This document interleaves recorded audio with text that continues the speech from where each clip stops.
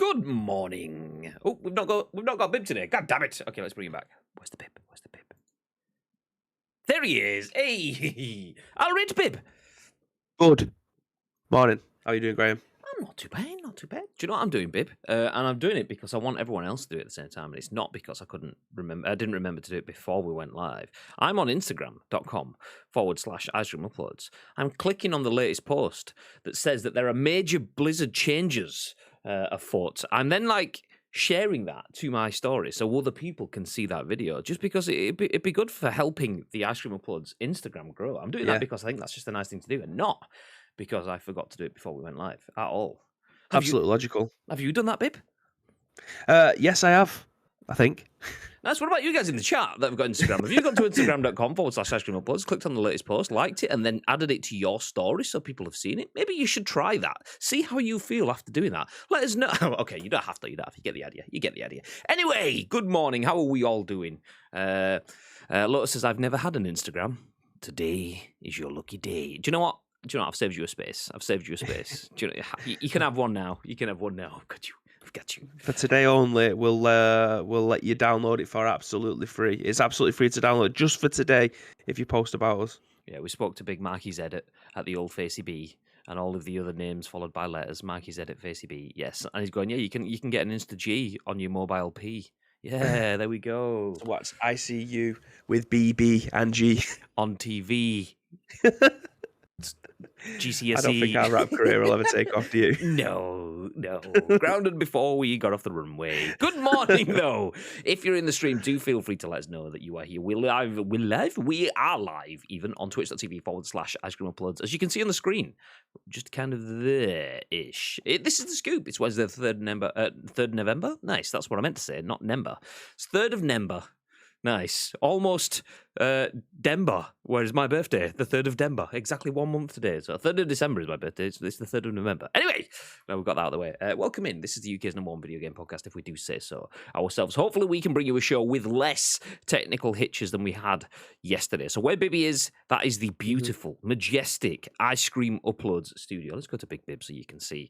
And it's still not quite up to speed. Still not quite up to speed. It's starting to fall into place. Everything's looking pretty tasty, but every now and then something just goes, do you know what? I'm technology. Fuck this shit, I'm out. Which is something that pretty much every streamer in the world can relate to. You're just about to go live. Everything looks crisp. Everything is crisp, and then audio goes, actually, it'd be good if we just stopped that driver working for that microphone.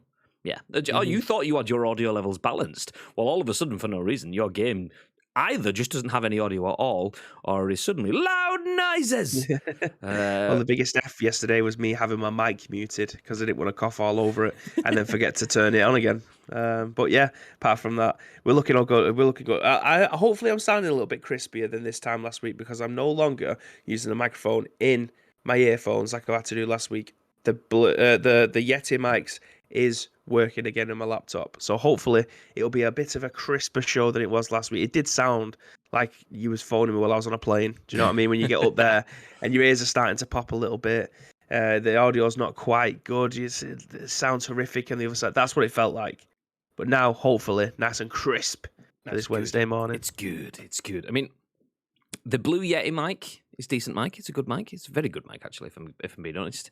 But we've just fine-tuned the Wave 3s to be exceptional. So one day soon we will change the Blue Yetis in the studio to Wave 3s, but today's not quite that day. However, it still sounds pretty crisp. It's pretty crisp. Anyway, as mentioned, if anyone else wants to sound pretty crisp, then do feel free to give us your voice, although not in an audio fashion, in a textual fashion. Feel free to get involved in the chat over the next hour or so, because this is The Scoop, the UK's #1 video game podcast. If we do say so ourselves, we go live on twitch.tv/ice cream uploads each and every single weekday at 10 a.m.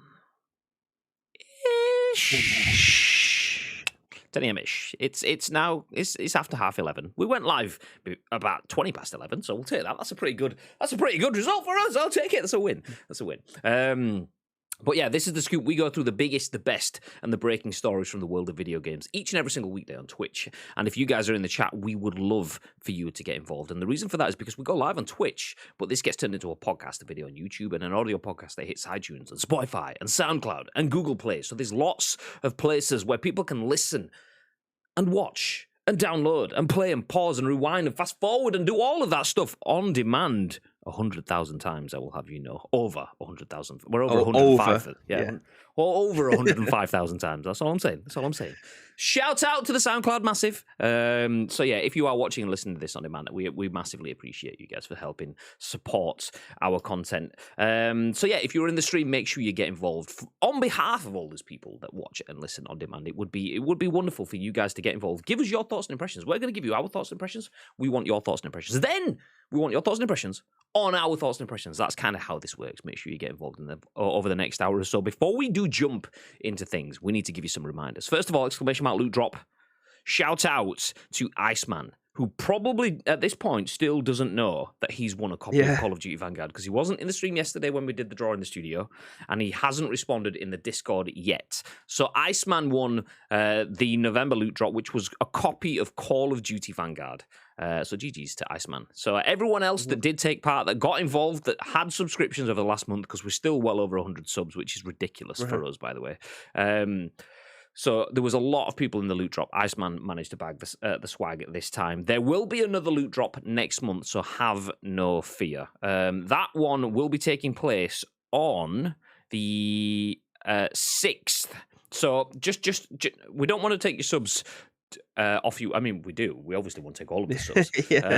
But if you want to be a subscriber and you don't have the money to subscribe all the time, you just subscribe to be involved in the loot drop, which is perfectly fine. If that's what you do, that's wonderful. Just don't subscribe until Saturday or Sunday, because next loot drop is on the 6th. So if you subscribe today, it's the 3rd. It will run out on the 3rd, which will mean that you'll have to subscribe again. So wait until the weekend if you're gonna sub. It's late, that, isn't it? It was sick. There was one. What was it? There was one of them that was even later. I think it was like the 7th-ish. I can't even remember. It's harsh. 6-ish, yes. Reels are reels. Yeah, it is what it is. So first Monday of the month is when we do the loot drop. So this month's loot drop, next month's loot drop will be the 6th of December. The most important day of December is exactly 1 month to the day. The 30-day countdown has started until my birthday, by the way. We are within a calendar month now to my birthday, December 3rd, just in case anyone wondered. A lot of people have asked in the chat. I've seen... I can't see the comments, but I'm pretty sure a lot of people ask in the chat anyway. Everybody has. Yeah, everybody has. Can't quite see any one of the comments right now, but I'm pretty sure there was a lot in there. December 3rd, if you wondered, by the way, that's my birthday. As well as that, exclamation mark, insert coin. I mean, shout out to insert coin, because I'm wearing a Doom hoodie, which was made by insert coin. You can see just over this shoulder, actually, there is a Metal Gear Solid 5 varsity jacket, which was made by insert coin. And quick look at Bibby's swag. Oh no, Bibby's just chilling out today. So Bibby's saving his insert coin swag because he's on stream tomorrow and on the weekend. But he will also be on the insert coin stream next Wednesday. Yeah. Myself and Bib will be bringing you an additional stream next week over on twitch.tv/insert coin. As we mentioned yesterday, we need to sort out the finer details of exactly what we'll be playing and when and where from. But we are streaming on insert coin next Wednesday, so make sure you get involved for that. It could be, and I don't want to commit to it just yet, it could be a triple stream day. It could be a scoop, insert coin, and then some PUBG in the evening with Lotus Day. It could be. It could be. I don't want to commit to anything just yet because we've got to sort out work stuff, but that's what it could be. Hat trick. Could be. Don't get too excited. Calm down.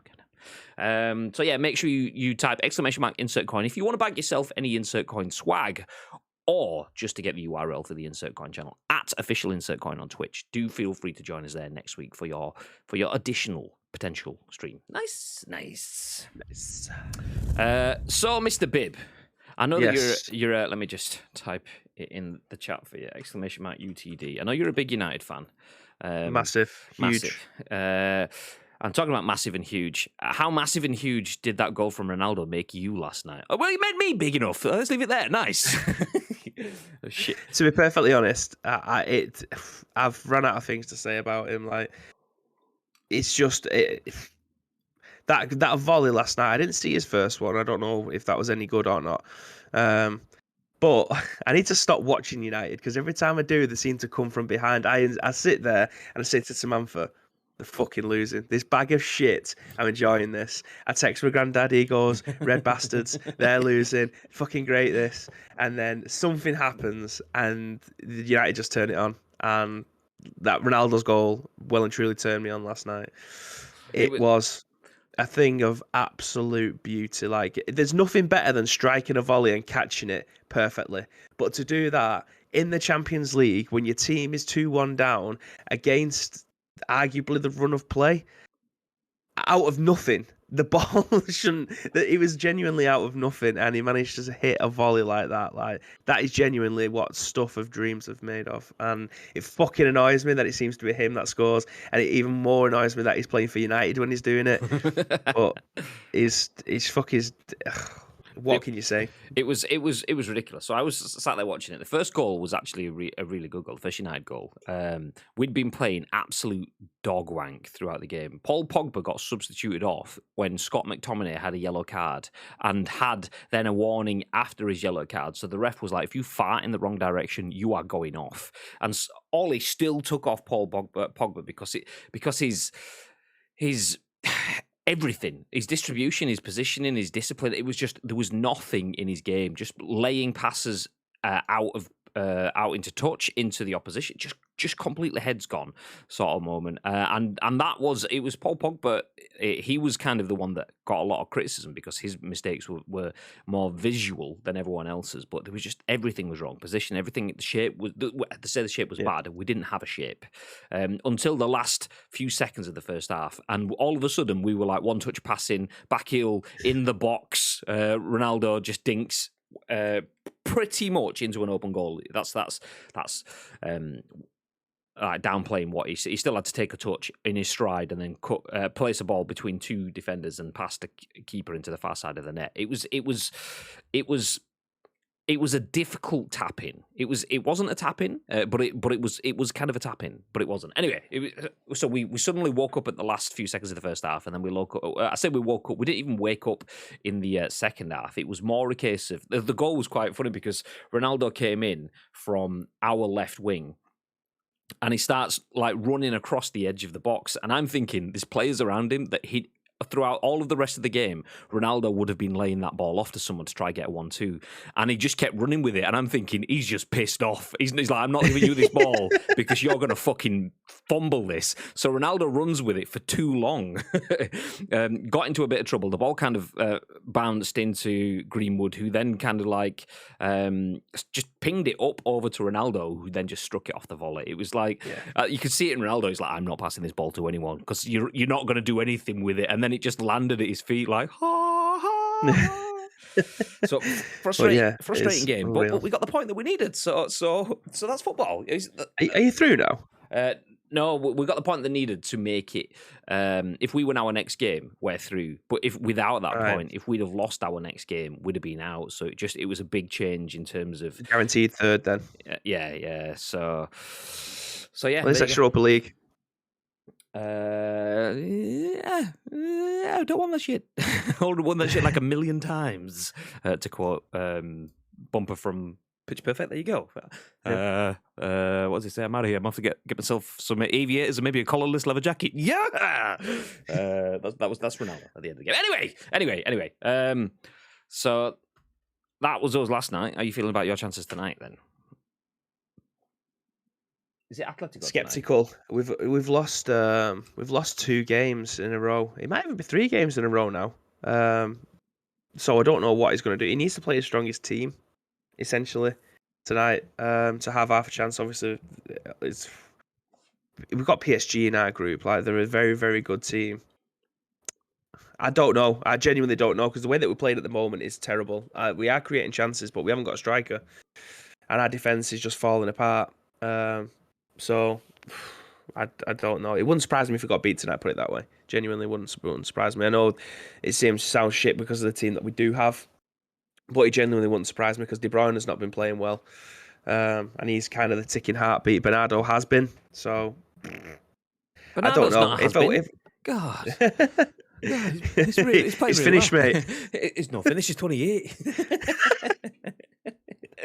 Shout out to the Antiniemi Massive. Nice. If you don't know the Antiniemi stuff, so do yourself a favour. Google Antiniemi. He's no finish, and you'll have yourself a wonderful 30 seconds It's of your fucking life. amazing. Absolute top draw, like best. I mean, that was when TalkSport kind of stuff was worth listening to.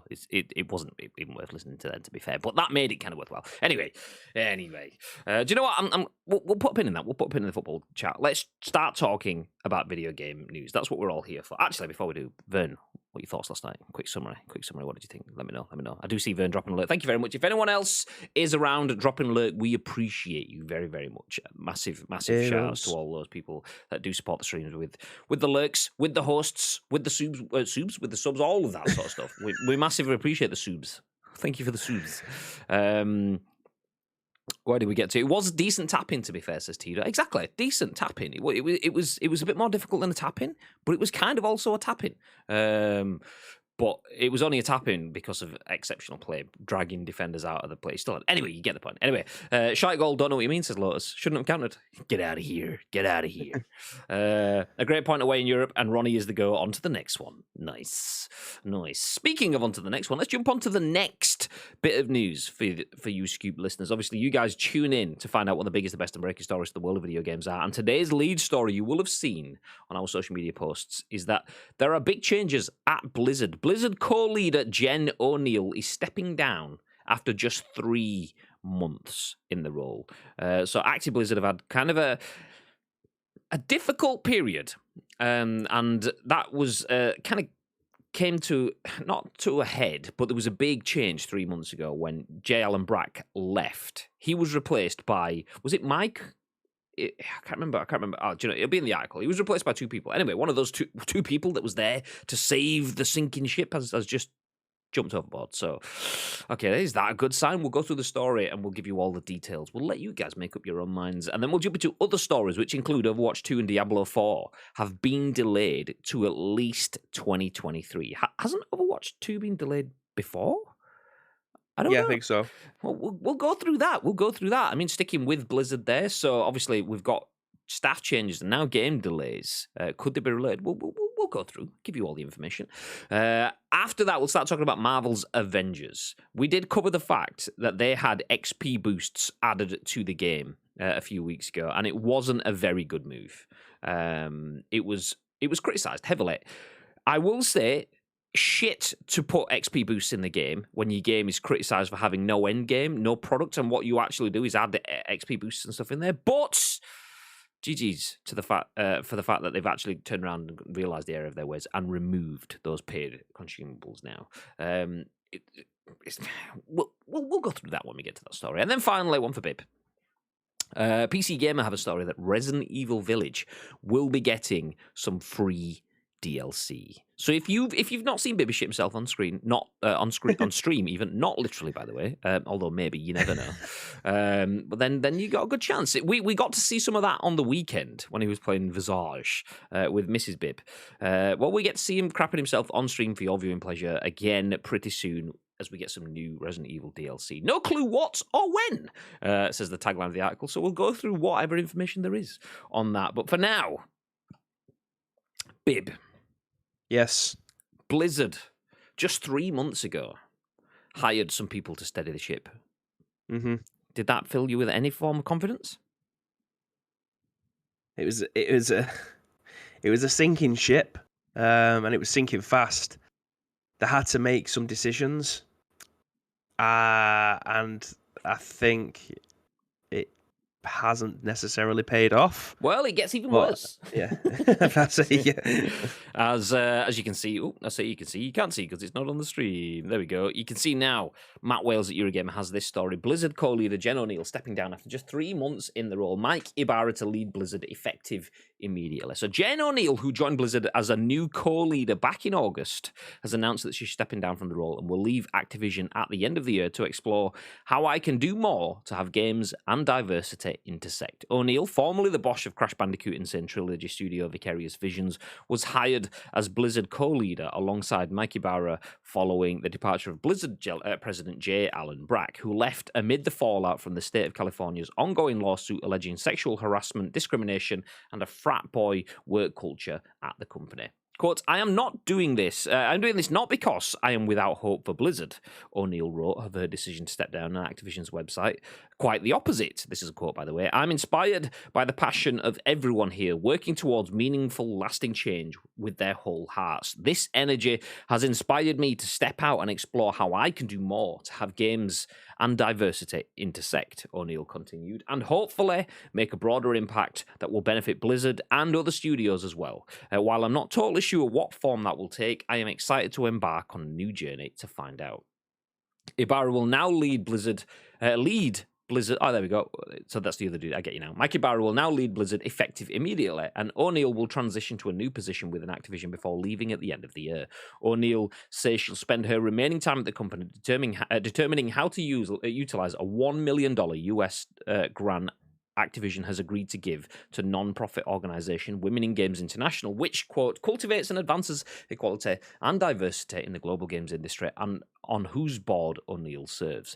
Quote, to everyone at Blizzard, thank you, O'Neal's statement concludes, for your honesty, your belief in a better future, and your incredible work ethic, creativity, and passion. You inspired me to find my own path in championing the cause for equality, and my hope is that you inspire our players to do the same. News of O'Neal's departure and Ibarra's transition to sole leader of Blizzard follows, perhaps surprisingly, Activision's recent pledge to increase the number of women and those from underrepresented communities in leadership positions over the next 10 years. This was just one of several long overdue commitments the beleaguered publisher made at the time, including an agreement to drop forced arbitration of future sexual harassment cases, something requested by many employees. We'll pause there because the rest jumps into a wrap-up. But Jen Oneal, one of the, I wasn't saying gruesome twosome, but it's not really gruesome. They were supposed to be there as heroes to save the day, has decided that actually I've seen enough from Activision that's inspired me to go off and have games and diversity intersect more often, but not at Activision. What are your thoughts, babe? Yeah, this is very. Is it out of the blue after 3 months? I don't think she's achieved anything. That's really horrible to say, but what can you achieve in 3 months before moving on? I think there's something more at play here, and it's a very easy statement to make. But who was it that ended up joining Activision Blizzard and then started blocking the staff? Was it her? I don't think it was. No, it was I can't remember her name. The one that's got the senator like contacts and stuff. It's not her though. Yeah, in 3 months, there's got to be something else here. It's a very polite statement that she's made on leaving, which you would expect from someone with a half decent PR experience, either alongside it or from herself. I don't know. I think there's something more at play here. I find it very difficult for anyone to be at any job for 3 months and then have a successful time before leaving. Usually, I think there's something underlying there that they've either the conversations have been unfavorable from either side, and there's just been a disagreement somewhere. I don't know. The interesting thing is, take the words that you just put together, and Tito has the exact same sentiment, but with different words. That sounds like bollocks to me, says Tito in the chat. I mean, it's similar sort of sentiment. Yeah, different words, but similar sort of sentiment. He also says Fran Townsend. That was the one. Fran Townsend was the one that was basically like, actually, you guys aren't hard done to at all. Don't believe the newspapers that are saying you are. It's like, we actually experience it. Fuck off. So yeah, Fran Townsend was the one that did that. Ad says, good morning, Ads, by the way. He says, love the new emotes. Yeah, so you guys may have noticed, you may not have noticed, that subscribers now have a bunch of emotes because of the massive drive that we had in subs over the last month. We unlocked a few more emote slots. We did have the Halloween emotes in. Those have been removed now because obviously it's not Halloween anymore. So we've made things like the United and the City ones included in the tier 1 subs, just so you guys can get involved in the banner if you want as well. Obviously you don't have to use them, but yeah, we've added in things back in like the ice cream uploads badge and the sub hype badge kind of thing, which used to be one of the follower only ones, but then we've rejigged stuff, so it will keep changing. We do have the ability to make more, and we will be making more subs, because more sub emotes, because you guys have proved that within a whim, on a whim, should I say, within a few seconds, you can take us from like 60 subs to nearly 200 subs, which is ridiculous. So we're making a bunch more emotes just to give you guys. I mean, if you want to do anything like that, then we'll give you something to aim for. You may have seen that we now have these 3 emotes, which I'm going to spam in the chat. They are the hero, the GG, and the Stay Frosty emote. They aren't. They are paywall emotes, so don't feel like you have to do anything to get those. But for anyone that has, I think it's like 1,000 bits spent, you get the hero. For, I think it's 10,000, you get GG, and it's like 50,000, you get Stay Frosty. So it's like stupid amount of money, or 5,000, whatever it is. I don't know what it is. I can't remember. But yeah, you don't have to do anything to get those. But they are just there because some people had unlocked those emotes in terms of they'd put enough bits down that they'd unlocked 1 and 2. So we thought, oh, we'll better fill the slots then because people have supported us. So yeah, there is more stuff there. So nice. Anyway, back on track. Bibby's home is looking nice, says Bacon Chin. Fuck! Yes, it was the same thing yesterday. I changed it around yesterday. Nameplate's off. And back. There we go. We're back in the room. Thank you very much. Taserbad says, hi. Fuck you, Blizzard. Ish. Nice.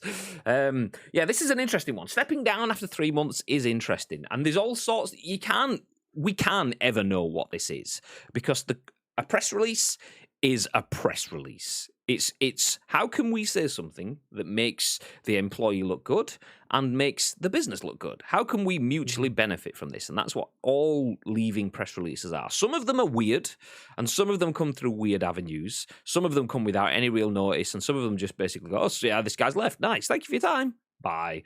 Whereas this one is interesting because you can't draw any conclusions. Has Jen Oneal left after 3 months because she doesn't want to get like tarnished by the whole Blizzard situation? Does she think, okay, it could be being fixed internally? It could also be going downhill internally. Either way, if you stay there for long enough, it becomes part of your reputation. So will she be known as that woman that was there leading Blizzard, even though she joined afterwards, leading Blizzard throughout that dark period? Is she responsible for that? Has she left for that? We don't know. Has she left because she sees that, actually, do you know what? My time here has seen that they've actually put so much stuff in place, if you believe press releases, that they are looking at adding more diversity, more inclusion. They're adding more to their HR departments to make diversity and inclusion not only something that they aspire to, something that is actually included throughout. They're giving staff more training to deal with all of that stuff. Has she seen all of that and gone, I'm inspired? I've worked myself up to senior levels in the video games industry. I'm financially stable now. I can go off and figure out how I can work this avenue, this diversity inclusion across the video games industry. I want to make this a thing that's not just something that companies as big as Blizzard Activision like fumble around with. I want to steer this. She could have seen that, but you never know. That's what the press release is saying. But it's so difficult to say. It's interesting though that after just 3 months, that's the thing that gets my attention. 3 months jumping into a role, and back in August, it wasn't as if the DFEH stuff hadn't started by then. That's jumping into that role at a point in time where you know it's okay. This is gonna be like the walking through hot coals thing. You've got a difficult time ahead of you. And then leaving just 3 months the questions I start asking are, is it that bad that you can't deal with it? Did you not expect it to be so difficult? Is there more stuff coming that you're worried about? These are the obviously negative questions, but this is where my brain goes initially, is after 3 months, stepping into what you know is going to be an uphill battle, then stepping off of it again. It's just, that's bizarre. That's the bit that's strange for me, and I don't understand. Do we believe the epiphany in fighting this uphill battle and seeing how much that she could do to have games and diversity intersect? That's the quote. Do you believe that epiphany then, Bib? No. Like you say, she joined at a very, very difficult time, probably the most difficult time in Blizzard Activision history, and that's saying a lot considering the last 5 years. I genuinely think she may have just had enough. Like, there's enough shit flying around. Like, it's very difficult when stuff like that's going on to not be able to take your work home.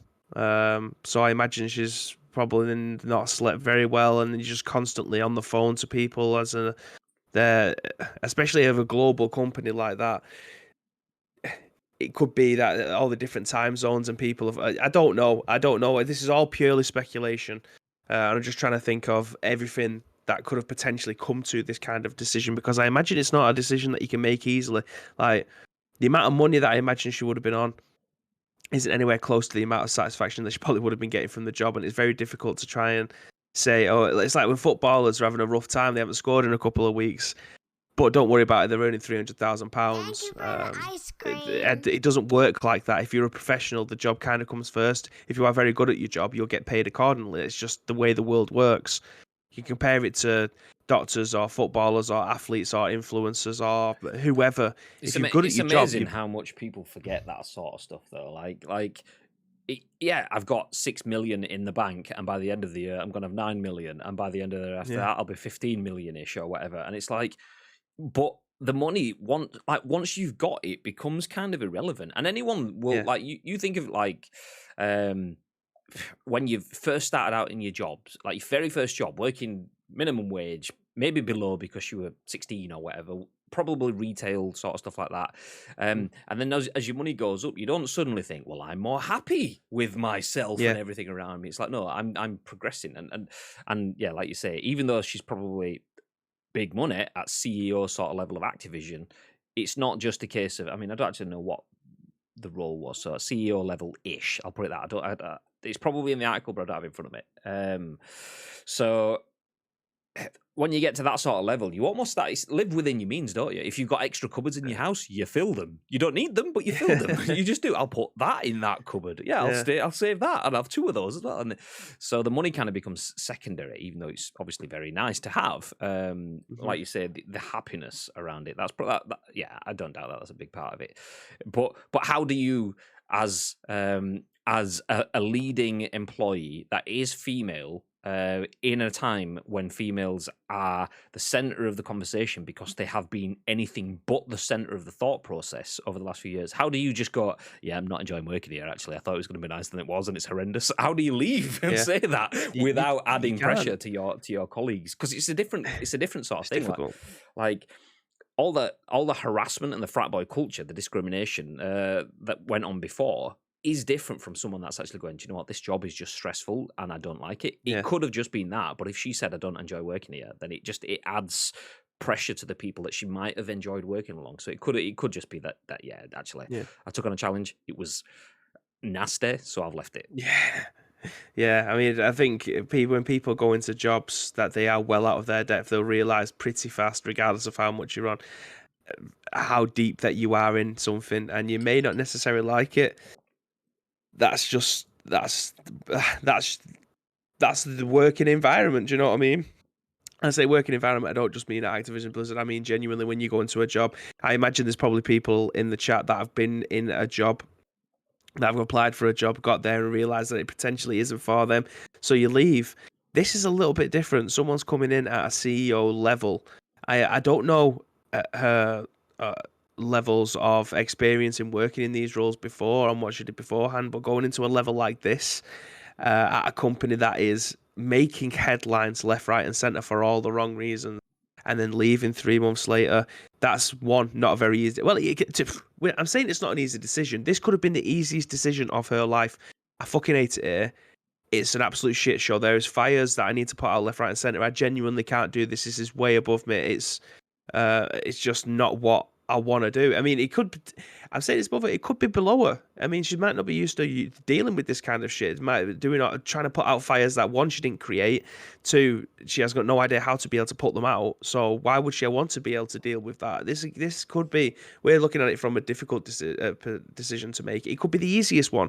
You think, fuck this, why am I doing this? Why am I getting involved with shit that I don't necessarily have to be involved with, and I don't want to be involved with? So therefore I am fleeing this sinking ship before my reputation gets dragged in the mud like everybody else's seems to be doing. I mean, it could be the easiest decision ever. Her wording is kind of, it's neither of those in that sort of sense. It's a case of actually in all of this firefighting, I've realised there's more meaningful fires to me. So I'm off to fight those fires. And we'll try to fight some of those fires in Activision as well, and Blizzard as well, which is what she said. But elsewhere. So and hopefully make a broader industry impact that will benefit Blizzard and other studios. So it's like I found my noble calling. So I don't just want to do it for this one. I want to do it for everyone, which is it's kind of a good message. I mean, the only thing that you can't really comment on, but I think it's probably more awkward for Acti Blizzard, is the fact that, as it mentions in this article, they're trying to promote equality, less discrimination, and be more inclusive, which includes giving not just all of the senior roles to males. And that, for the fact that Mike Ibarra and Jen Oneal was a male-female co-leader partnership, was a good message. The fact that 3 months later she's dropped down and just Mike Ibarra is doing it on his own. No offense to Mike Ibarra at all, but that's kind of like it's like you've just been promoting women and now one of them's gone. What's happening? Yeah. Which could be a natural thing. It absolutely could just be a natural thing. Like we say, if she's not enjoying it and she just want to do one, you can't just go, okay, well, let's just throw another woman in for a figurehead kind of thing, because that kind of doesn't really fix the situation. It's just like it's signposting, figureheading, which isn't helping anyone. So that's the one. Like the article even mentions it. It's one of those things. If someone just isn't happy or wants to leave or has a higher calling, whichever one it is, and wants to leave, that's fine. But it's just it kind of just adds a little bit of, not salt to the wounds, but just a bit more focus on the fact that, okay, well, the inclusion stuff's not going well, right? So it might be, it might not be, but yeah, we'll keep you up to date with anything that changes on that. Just if you dropped in late, Blizzard co-leader Jen Oneal steps down just 3 months after stepping in to steady the Blizzard Activision ship. She has a higher calling. She's going to search for ways to have games and diversity intersect, not just in Blizzard, though, across the entire games industry as a whole. So we will see how that goes.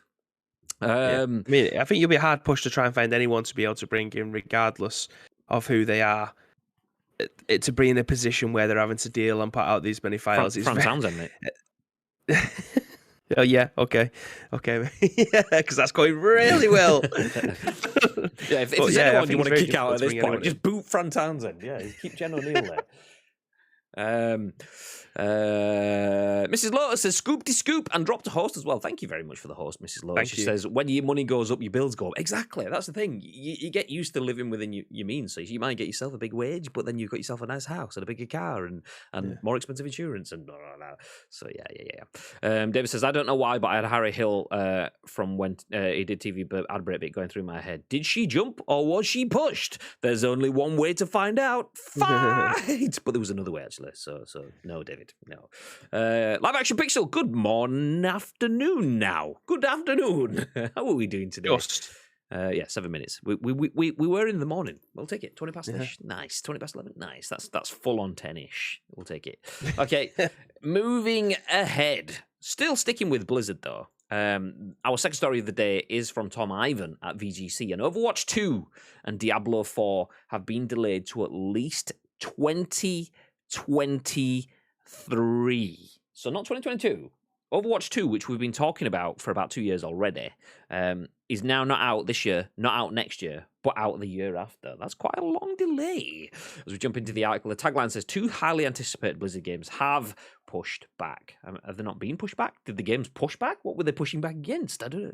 I'm assuming they have been pushed back. Anyway, Activision Blizzard has delayed the launches of Overwatch 2 and Diablo 4 from next year to at least 2023. The news was announced on Tuesday during the company's third quarter earnings call. While Blizzard said in February that both Overwatch 2 and Diablo 4 would not launch until at least 2022, Activision Blizzard Chief Operating Officer Daniel Allegre said that the publisher had previously expected to release the games next year. Quote, as we have worked with new leadership in Blizzard and within the franchises themselves, particularly in certain key creative roles, it has become apparent that some of the Blizzard content planned for next year will benefit from more development time to reach its full potential, he said. While we are still planning to deliver a substantial amount of content from Blizzard next year, we are now planning for a later launch for Overwatch 2 and Diablo 4 than originally envisaged.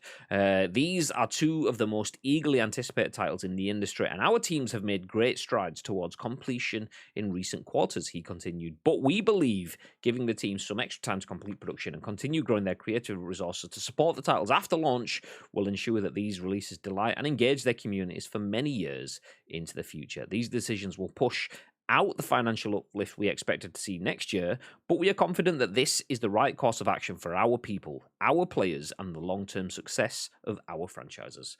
While the release dates for the titles have never been announced, Activision Blizzard's chief financial officer, Armin Zerza, reiterated on Tuesday that the company had previously been planning to benefit from launching the games in 2022. We are therefore currently not planning for material contribution from Overwatch 2 or Diablo 4 in 2022, he said. While this development will push out the financial uplift we had been expecting to see next year, we firmly... Okay, that's repeating the same thing again. Nice, great, wonderful, nice. Let's go. Leave that behind. So... Activision understands that they will be dropping profits, but sees it as, well, Active Blizzard sees it as the better thing for their people. Overwatch 2, Diablo 4, no longer coming in 2022, will be arriving in 2023. What are your thoughts, Bib? Yeah, I feel like these are two massive franchises off the back of Diablo 3 that has been ported over to probably every single console, including the Nintendo Switch most recently. Diablo 3 was fantastic. It's a staple of that kind of genre, the isometric dungeon crawling genre. It is the godfather of it. So looking after that is number one priority, as well as Overwatch being one of the biggest esports games there has been in the last, 6 years. So looking after those two, definitely, don't put that out half-assed, because the amount of goodwill that the communities have had with them, regardless of who it is at the very top. These franchises are community bound, like they are very sought after, and it's you just don't fuck it up. So they're doing the right thing, in my opinion. If I don't think if it's good enough, we've got enough examples in the past. We don't have to go over these anymore. But we've got enough examples of bad games getting put out and then trying to patch as they go along. Some of them come good, some of them are still being delayed. So, yeah, you're doing the right thing with this. Just look after them, and I imagine your community later down the line will be satisfied with what they're going to be getting. Yeah. I mean, it's kind of one of those... Activision are probably getting slapped around. Active Blizzard are probably getting slapped around for a bit of everything at the moment, which is obviously... It's earned. But you also have to give them the credit where credit is due. We've seen massive hype games be pushed out. Not going to name any names, Cyberpunk, but we've seen massive games pushed out before they should have been released. Overwatch 2 is a massive game. Diablo is a massive game. And just throwing these out for the sake of getting the money and having broken games is not going to look good on Activision Blizzard's resume right now. Also, throwing those out to get them to... it's either you throw them out and they're broken and they're buggy, we've not had the development time, that's not going to look good, or you work your workers to the bone, and that is not something that Activision Blizzard can have right now either. I mean, crunch is obviously conversations that we've had a lot, and rightly so, over the last few years. I'm happy to see games be delayed if it means that people aren't shit on. So yeah. It's nice seeing... It's not nice. It's all right seeing lip service, because that means maybe things will change. But it's nice to see things getting delayed, because as frustrating as that can be for gamers, that means that people aren't necessarily being overworked. So another 12-month delay on Overwatch 2, or however many months it could be, right at the start of 2023, probably not. But I'm all for it. Take the time. Look after your workers. Don't overwork people. Make sure the games are perfect, and then we'll just play that. Then it's not like there's going to be a shitload of games coming out between now and then anyway, so it's okay. It's okay. Live Action Picture says, I just woke up, so I'm claiming morning for another 45 minutes. That works for me. That also works with the ish, so we will take it. Ish. Big-ish. Nice. So, moving ahead, Overwatch 2, Diablo 4 have been delayed to 2023. If you're interested in playing those games, well, you just have to stick around with the still great Overwatch 1 and play a little bit of that for a little bit of time. If you want to play that, Bibby's a good healer, by the way, just as he is in every single game, so yeah, feel free. Nice. World-renowned healer and everything. Do you know, actually, completely off the top of my head, and absolutely not using it as a segue into the next article, is there any healing classes in Marvel's Avengers?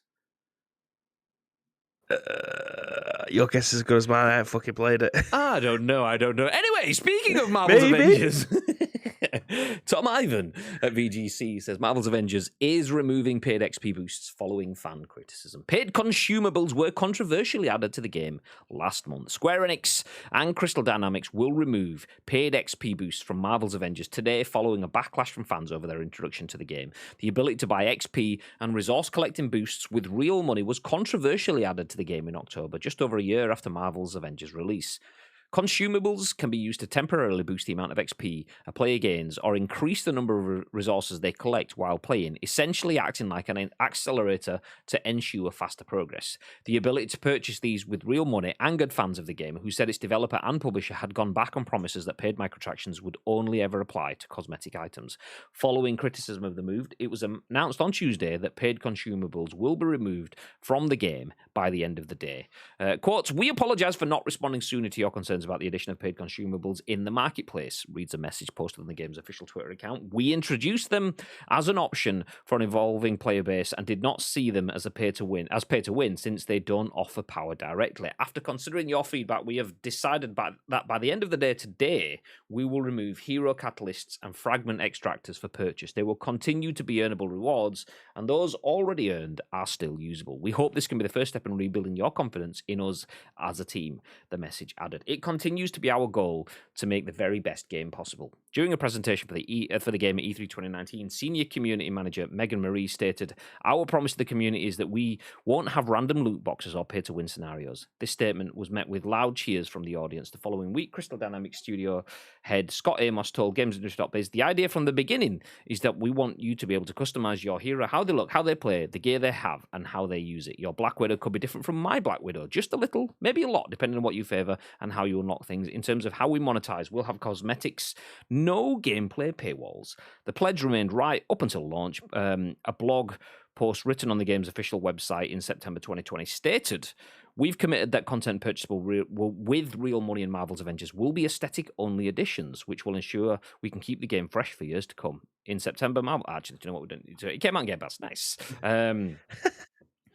So yes, despite promises on 3 separate occasions at least, the game was never going to have any form of consumables that weren't just cosmetics, but then XP boosts, which fully isn't a cosmetic, although kind of leads to cosmetics, but isn't a cosmetic, was added to much derision. It didn't go down very well. Let's put it that way.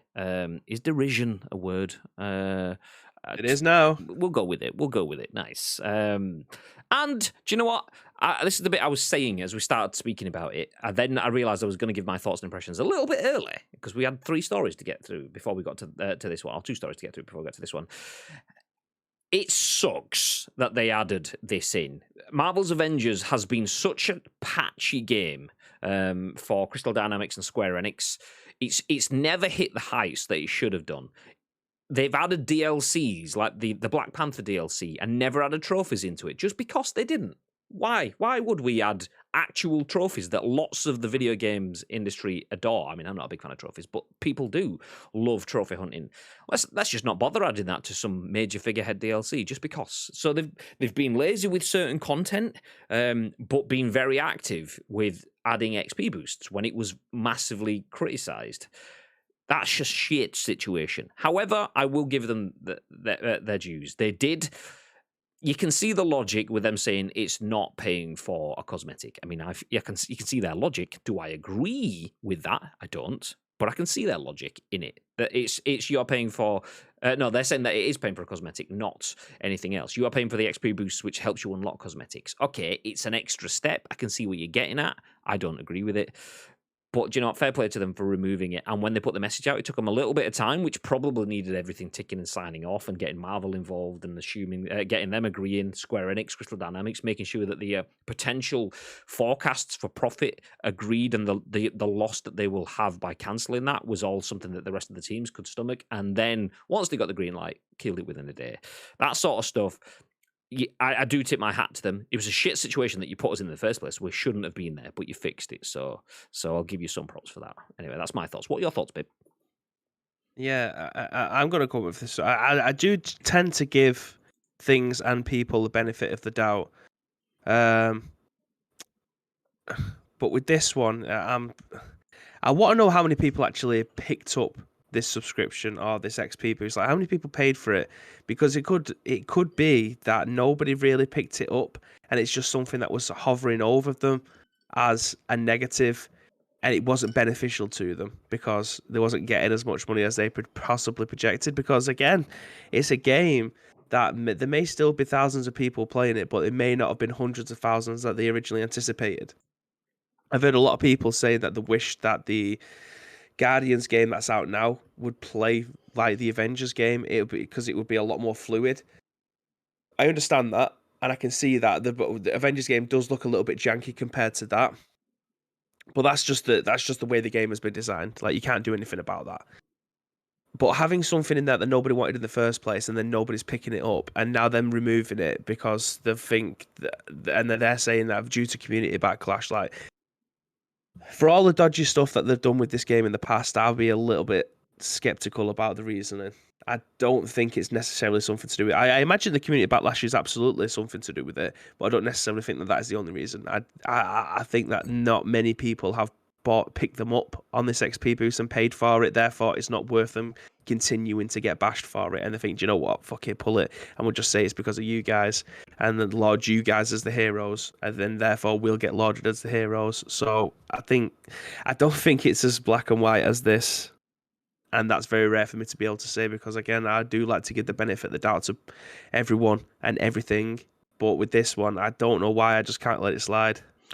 Tito says it wasn't just the XP boosts. It was the fact that they put in the XP boosts after reducing the rate at which you earned XP, which was a story we actually covered. The fact that they'd artificially inflated the long game of the game. So it's like, okay, I've got all my characters. I'm just going to say level 50. I don't know. I've not paid enough Marvel to know what it is. So let's say you get Hulk to level 50. You fully leveled him out, effectively that. And then Iron Man, and then Hawkeye, whatever.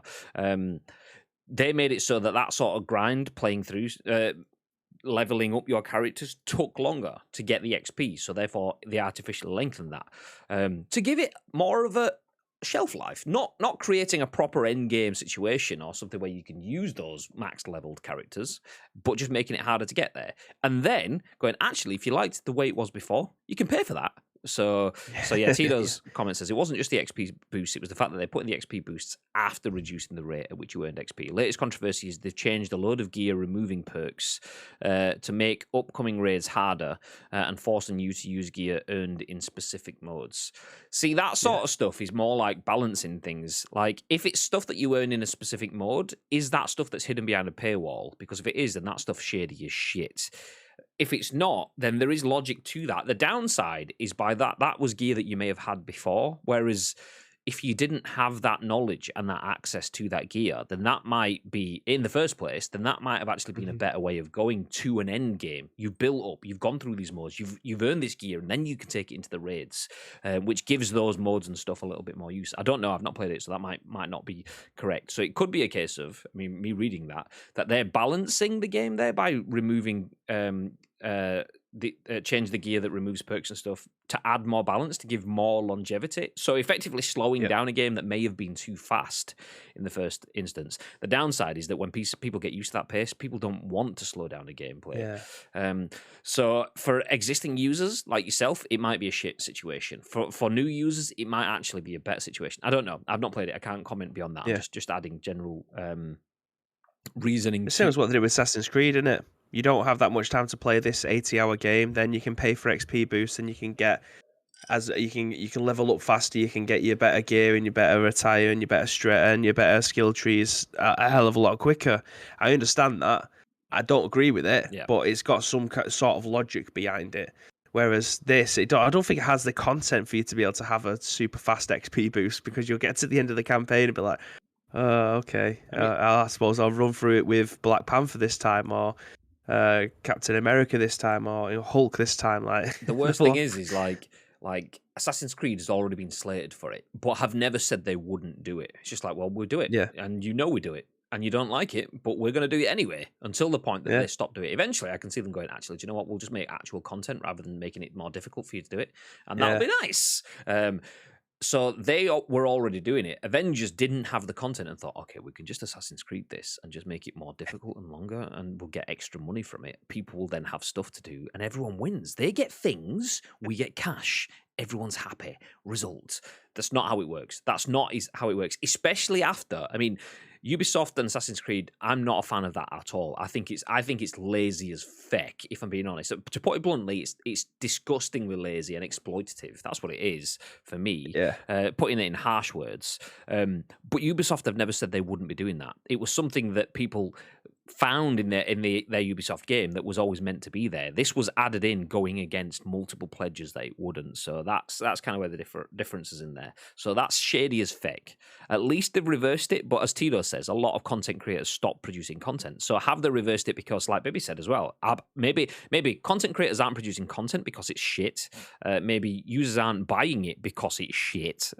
So whilst it's admirable to remove it, maybe they kind of didn't really, they had nothing to lose from losing it and removing it. So, I mean, whatever the reasons are, that said, I know multiple occasions, or I say I know, there have been multiple occasions in the games industry where things like that have been added that just stay anyway.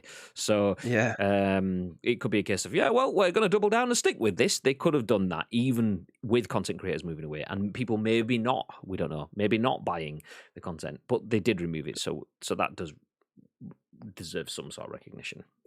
Yeah. It's a live service game as well, isn't it? I mean, the game is only as good as the content that's within it. And if you're flying through the content because there isn't that much with an XP boost, it kind of feels like you're not really playing half the game. The game is meant to be replayed and replayed and replayed until you get your power level all the way up. Like, I mean, you're meant to want to do that though. Like, you're meant to have the reward. That's what Destiny's good for. Yeah, so like, and World of Warcraft, you go through it and you have the fun thing. I mean, PUBG gives me nothing to build towards a raid, but I play through it over and over again because I enjoy the grind of getting to the win or not. More often than not, percentage wise, you're not gonna win in a BR. That's kind of how it works, which a lot of people still don't get. A lot of people watch a BR streamer and go, "You've not won in a few games." It's like, I know that I've got a 1% chance off the bat. What do you expect? I know it's ridiculous when you put it in context like that. Innit? I've got a 1 in 100 chance of winning. You're kind of like, oh, it's still doable. I've got a 1% chance of winning this next match, and you kind of like, actually, that sounds a lot worse than 1 in 100. But yeah, it's but yeah, Tito's comment. XP boosters are fine in theory, but when the game is made made to be so frustrating you want to skip the game, what does that say about your game? Yes, I'm going to buy this game. I'm going to pay to not play it. Results. Whatever you look at, they've royally fucked up. What should have been a surefire hit and millions seller. It's the Avengers and Square has managed to polish it up consistently. On the flip side, they've nailed Guardians of the Galaxy. It's so good. I mean, that's it though, innit? It's like Guardians is getting full on high fives, like to the point where, I mean, I mentioned it on yesterday's stream on the drive into the studio yesterday. I was listening to Kind of Funny, and Tim motherfucking Geddes said that he puts the story up there with Spider-Man. Not necessarily the gameplay. Playing as Spider-Man, he said, is better than playing as the Guardians, but the story is up there with it, which is incredible. That's nice, a nice experience. And if you're thinking like stories, the Guardians, for what we've seen in the cinematic universe, is from the same cloth as the Avengers. So why can one be so good and one be so bad? And it's such a shame that the Avengers, which is a property that is very dear to me. I adore the Avengers just as much as I adore the Guardians. But to see a game that's just been fumbled, the ball being fumbled so extraordinarily badly, and then fumbled again and again and again throughout it, just like I say, as simple as having no endgame content and then XP boosting to try and fill that gap, and then having no trophies or even considering putting trophies in for your DLCs and stuff. It's so easy but so basic, but easily missed, but also very telling. And it's fumbled.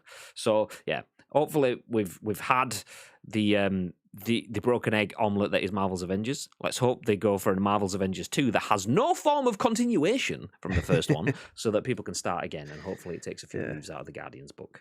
It needs a Fortnite Chapter 2 experience, doesn't it? That's what it needs. It needs a whole new facelift. Yep, 100%. I'm halfway through, and it's amazing. Story is up there or better than the Guardians movies. Ooh, I mean, Guardians of the Galaxy 2, that was a decent movie. Guardians of the Galaxy 1 was an exceptional movie. So Yeah. if it's up there with number 1, then whew, Yeah. tasty, spicy meatball. Anyway, talking about spicy meatballs, would you like a very scary spicy meatball, babe? Are you interested in some Resident Evil Village DLC? And would you be interested in getting it for free? All of the above with a massive green tick. Yeah. Well, Mollie Taylor at PC Gamer has this story. Resident Evil Village will be getting some free DLC. Although tagline says, no clue what or when though. Nice. Great. And that was a great story. Let's move on.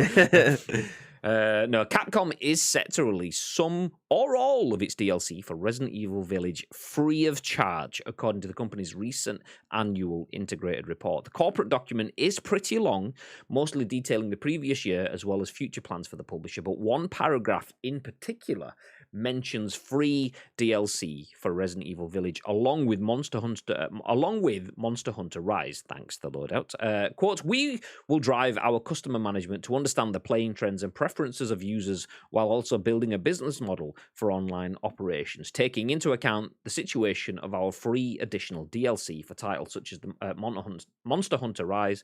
I nearly said Monster Hunter then. Monster Hunter Rise, nice, and Resident Evil Village. The document reads: Monster Hunter is a game that Tito plays, by the way. That's something completely different. We advise you not to stream that on Twitch because you get your channel taken down. There are no extra details like what the free content looks like, or if all planned DLC coming out of Resident Evil Village is going to be free. Capcom announced in June that it would be bringing DLC to Resident Evil Village by popular demand, but has been awfully shy on giving any details. The extent of Monster Hunters again, nice. Monster Hunter Rise's free DLC so far has been a few hairstyles, so it's possible Village will be getting similar cosmetic goodies rather than full-blown content for free. I mean, surely we've got to get some Lady D or whatever she was called content coming to Resident Evil Village, because there was like 48 seconds of it. Surely there's got to be a bit more of that, right? Like side content? I don't know. Anyway, Bib, as our Resident Evil expert, Resident Evil Village will be getting some free DLC. Potentially cosmetics. Could be gameplay, we don't know. Could be shitloads of it all free, or just certain parts of it. What are your gut feelings? What do you think? Yeah,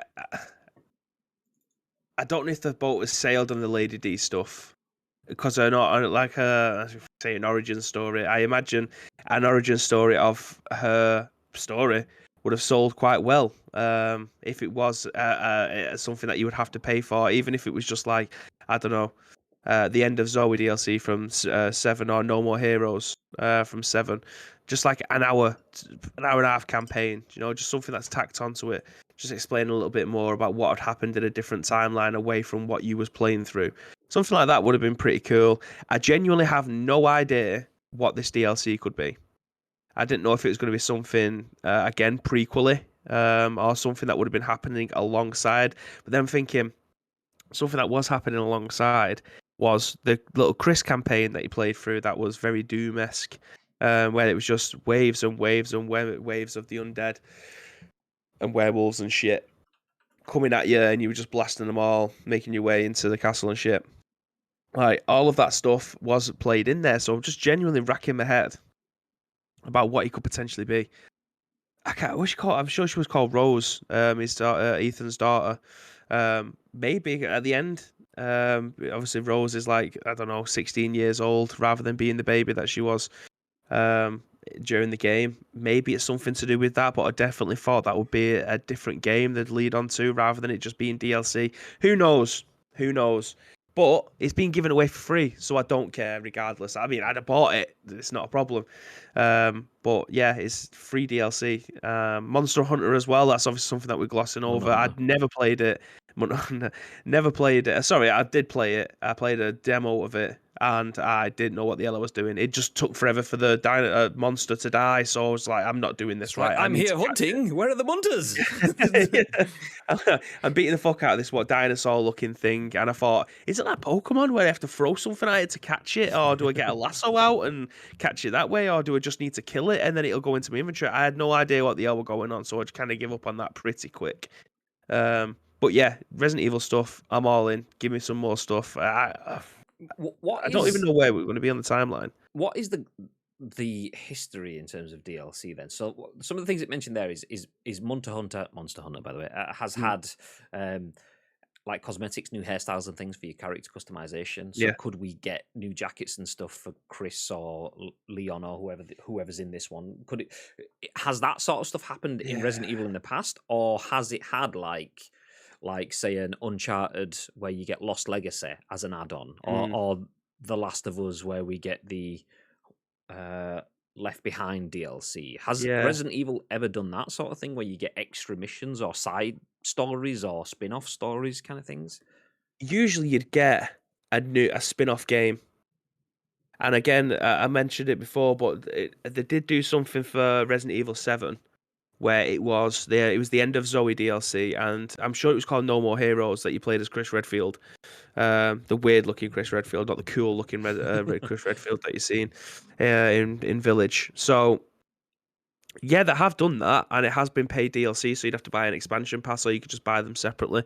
Um, so yeah, it's not out of the ordinary for them to be able to do that. And again, there was like an hour and a half campaigns. There wasn't anything to write home about, as in like the Lost Legacy one that may have been 6 or 7 hours. Um, yeah, it's I can't. If it's going to be free, I'm not expecting much. I genuinely can't see them giving us like a 4 hour campaign for free. They don't do that. They've never done that. I mean, They've always made you pay for it. what was the length of Village's campaign? Was that about 15 hours ish? Or I was did it in less than that. I think it was like 11 hours, and then my second playthrough was even less than that. But then again, I'd unlocked everything, so I can just fire away my magnums without even yeah? thinking about the I ammo mean, consumption and that. that's the thing though. Is like if you've got a game that's an 11-hour playthrough, they're not really going to give a 4-hour playthrough for No, free. they don't It's need that to in a horror game. because that's They like, don't need to. well, there's we've charged you 45, 50, 60 quid for the first one, and then we'll give you half of that for free. It's I can't see that happening. I mean, I could see free DLC being. I mean, what was it called? Reverse? Is that the side game kind of thing? Will they call Let's that talk the about free that. DLC? Could that be what they're talking No, about? it can't be. They give you that for free anyway inside your box. I've got the code that I've not redeemed, so that was already part of the game. So that's they can't talk about that. It's already free. But the stuff that you mentioned about cosmetics, like Chris's overcoat and stuff like that, if that's the DLC, that should never be classed as DLC. Like Yeah, that's not the DLC that you come to expect from this. I mean, I'm just thinking because the placing of this was a corporate call, so Yeah, what is taken in a corporate call, it would be different from a consumer call. That said, it does actually say, taking into account the situation of our free additional DLC. Whereas if that's a code in a box, surely that they can't class that as additional DLC because yeah, it's par for the course and of it was an free. actual Yeah, purchase. So yeah, but yeah. I'm interested. yeah, it's one of those. I mean, what do you guys think? Anyone got any suggestions or thoughts? Timeless says afternoon, gents. Hope things are well. Yeah. Hope you're feeling good, my friend. Hope you're feeling good. 12 around 12 hours ish. Yeah. So yeah, I mean, I threw the Lady D thing out thinking, do you know, we're in a world where getting back into those experiences after the fact, particularly for a PlayStation user with things like the Naughty Dog games and so on, has been hugely successful at satisfying a need to get back into those worlds without waiting for the full 4 to 7 year production cycle of a top tier game. Obviously, Resident Evil doesn't have a 4 to 12 year production cycle. They can churn out games in 12 months because of the Yeah. quality of their engine and so on. Um, so maybe it isn't a DLC or even a small paid. Maybe it could be a paid DLC. Maybe they could do a paid expansion like the Lost Legacy or something. I'm not sure about it. But if we're talking about the free DLCs that are coming, I think we're probably are looking at cosmetics then, something that will add to your experiences within that. No doubt around Halloween, maybe you never know. I mean, we've just had that. Maybe not because that's a full whole They year can't away. wait another year. They I mean, can't wait another year. they Especially do. if they were trying to capitalize on Lady D. I mean, what you said is absolutely right. What they should have done is roll this out like 4 months ago. I know, obviously, leading up to it, the whole marketing was about her, regardless of her being in the game for like 40 minutes, which I imagine most people was bitterly disappointed in, as you're having some tall, attractive-looking goth woman having all your marketing around that because people in the internet ran away with that. I imagine that was absolutely that was not intentional from their part. I imagine as soon as it started to catch fire, they're like, "Fuck that! Whatever we had, scrap it. Get her, get her all over the marketing messages because that is going to make us a lot of money." Stick her on her own tall G Fuel tub and stuff like that. It's probably akin to anyone that's watched Game of Thrones. Sean Bean. Okay, I'm going to give you some spoilers now. If you're thinking about watching Game of Thrones and you don't want spoilers, stop listening for about 20 seconds. In Game of Thrones season one, it starts off with Sean Bean, Ned Stark, and his bastard children. Anyway, Ned Stark dies. He gets his head lopped off. And one of the things that George R.R. Martin was saying is like, okay, well that is something, after seeing it on TV, is something that I think we probably did too quickly. We could have used and grown with that character because everyone was here for Ned Stark, and then he wasn't here. So I'm waving now to show everyone that we stopped talking about that stuff now. And that kind of thing is with Lady D. It's like, okay, we've got Lady D. She was in it for 40 seconds. We could have utilized that character for much absolutely. longer. She should have been like towards the last boss. She should know that the fact that she was the first boss, they kind of blew their load within the first hour of the game, which is bitterly disappointing. And they could have definitely made that a hell of a lot longer. Having Heisenberg as the last boss, that wasn't great. It's probably the worst boss battle there was in the entire game as well. For those that haven't played through it, there is a very distinct Breaking Bad crossover towards the end of it. Yeah, Walter White. I mean, he's the one that labs. So there you go. Yeah, and Jesse's just shouting "bitch" in the background all the time. Science. But yeah, it's I agree. I mean, if they wanted to try and do an origin story of her, I mean, it was kind of already told in the game anyway.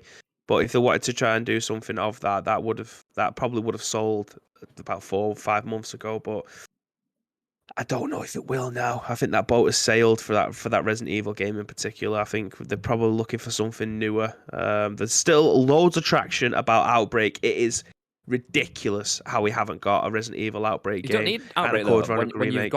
When you've got a good main Resident Evil game like Village, and you've got a really strong side game like Reverse, then you don't need anything like Bibby's face. You could see somewhere between ha ha ha and dickhead. It's full on, but it just Paul scolds me without even saying anything. I ain't chewing no toes. But yeah, again, they've got so many good games that they could potentially remake or just make a new version of. This Reverse stuff, that's the biggest cop out that I've seen in Resident Evil history, and there has been a lot of shit in that. I don't want that. I mean, I've got the code, and chances are I'm just going to put it in the Discord and give it away to someone because I'm never going to play it. It looks horrendous. Resistance was bad enough. I don't need to go through the trauma again. Yeah, the part of me thinks Reverse has been delayed or not thrown out yet. Partially because it's not ready, and partially because they don't want to make it ready because they know it's going to be shit. It's like if we delay it for long enough, will they realise if we don't ever put it out? They shouldn't have marketed it. Yeah. They shouldn't have ever marketed it. They should have just been, we'll give you a nice surprise in your box as an extra game for you to be able to play. Enjoy if you like it. That's the way they should have done it. I do not think they should have ever, especially when they did the Resident Evil conference thing and they give it like a full 20 minutes about how cool it was, and people were like, mate, this is not fucking cool. This is not cool. This is far away from what we wanted. Oh, do you know what we never made? Despite us kind of, did we get the images for it? I've just realised we don't have a what face emote. We had a Bibby what face. We don't have one. A what face? A what face. So the emoji that I've just put in the chat. Yeah. The what, the sort of thing. We had, I'm pretty sure, we had that on our list of emotes to add in. So we could emote with a so we got a pog, but we never got the what. So that's something we need. Because that, what face, if you don't know what face is, if you're not on Twitch, if you're on YouTube, Twitch has its own... I can't remember the name of them. I'll call them universal emotes. That's not what they're called, but the emotes that are available for everyone on Twitch. And one of those is what? W-U-T, like the what face. And it's like... We're not Samantha's. if that, do you know what? Maybe that would be absolutely perfect. It's just whether it's HD enough. Yeah, I don't know if she's in the chat, but yeah, I'll get her to try and recreate it. But the what face is basically how I imagine people watching that Resident Evil stream looked for the full 20 minutes of like, I'm here for Resident Evil. What is this? Fuck. So yeah. Anyway, do you know what? We'll pull it together there. As soon as we've gone on to talking about emotes and stuff. I think the story has sailed, done its course and stuff. You get what I'm saying? Nice. Okay. Resident Evil Village will be getting some free DLC ish. We don't know what it is or when it's coming, what form it will take, but the investor call that Capcom have had recently states that will be a thing. So we will keep you updated. I mean, we'll keep you updated with Resident Evil anyway because I'm a big Resident Evil fan. Yeah, me. I'm the one waving, not Bibby. Nice. So yeah, we'll keep you updated with that and all of the other stories and everything else that breaks in the world of video games because that's what we do right here on twitch.tv/Ice Cream Uploads. We are done for the day. Thank you everyone that has joined us for the Hump Day stream. We have 2 more scoops left this week, tomorrow and Friday. Do feel free to join us for those. There is a lot that I want you to sit still and listen to right now. So we'll be back this evening with some PUBG. Myself and Lotus will be playing some PUBGs. Nice. So make sure you come back 6:30 this evening. We'll be back tomorrow with another episode of The Scoop. And then tomorrow evening, we'll have another stream, FIFA Frenzy with Bib. He's got all of the packs-ish. So feel free to join him tomorrow as he goes through that and brings you some world-class gameplay from other people playing against him. But it might be all right himself. Nice.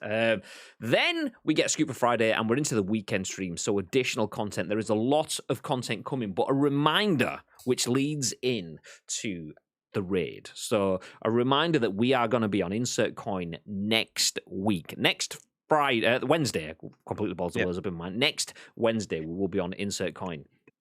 Streaming a game that we've still to decide on. So do feel free to join us for that. With that in mind, we are going to drop a raid, so don't go anywhere just yet. We're going to raid Insert Coin after the stream because Pixie Pui is live on Insert Coin right now. Do feel free to go over for the raid. Insert Coin are pushing for partnerships. So if anyone in here just goes along for the raid, that will add to their viewer tally for the stream, which will help them towards partnerships. So stick around for that raid. You also get channel points, which you can spend on our channel, which is nice for you and nice for them, nice for everyone. Nice. Before that happens, though, Mr. Bib, is there anything you'd like to add? Yes, again, thank you very much for joining us for this episode of The Scoop this week. That's 3 down, 2 to go. So if you want to help shape these shows, then get involved with our social media. It is at Ice Cream Uploads across all major social media platforms. Or get involved. What the hell with that? Get involved with our Discord. If you're watching this on any of our on-demand services, go into the description below. All the information that you require and all the links that you require will be listed there, but all we need from you is a URL plus your thoughts and impressions. We will then give you our thoughts and impressions on the very next show, which will be at what time tomorrow, Mr. Grim Day? 10 a.m. Ish. 10 a.m.-ish. So we'll be live at 10 a.m.-ish tomorrow with the next episode of The Scoop. We do have stream tonight before then, though, so make sure you come back for that. Until then, have yourselves a fantastic day. Don't go anywhere apart from official Insert Coin with the raid. I've got it all queued and ready to go. So until then, have yourself a fantastic day. And, Bib, what have they got to do? Ladies and gentlemen, you gotta stay frosty!